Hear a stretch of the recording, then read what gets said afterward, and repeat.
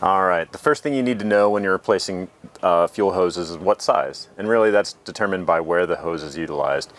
Fill hoses are typically 1.5 inch to 2 inch, depending on the application in the boat there, and that you gotta remember that's measured on the inside diameter of the hose.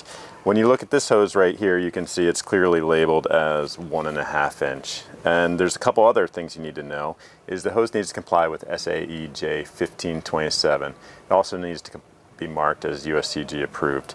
When you look at these markings, there's a couple other things here to know. First, there's this A2, and what that means is the A versus B is the fire rating. If a hose is marked as A, it has passed the 2.5 minute fire test. If it's B, it has not passed it. The next number here is a 2, and that indicates the permeation rate of the hose. Hoses that have fuel in them continuously need a lower permeation rate, so your distribution hoses should be A115. A fill hose, it's okay to be an A2 hose, and that's typically what you'll see as you see in this application here.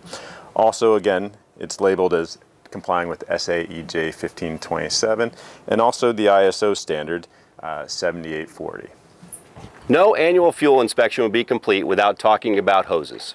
Obviously, hoses are essential to the system, and we need to discuss what to do when you find a cracked or broken hose and you need to replace it. If you've been to the marine supply store, you know that there is a huge bin of hoses. Everything from freshwater to sanitation to bilge to through-hull fittings and things.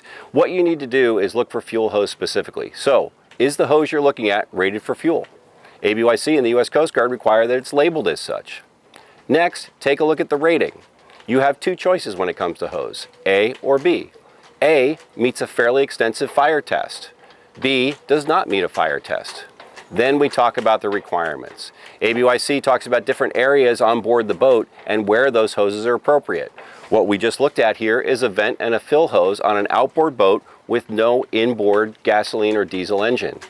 We would require the fire test if it had an inboard engine and the hose ran through that area. Since we don't have an inboard engine, we're able to use B hose on this particular installation.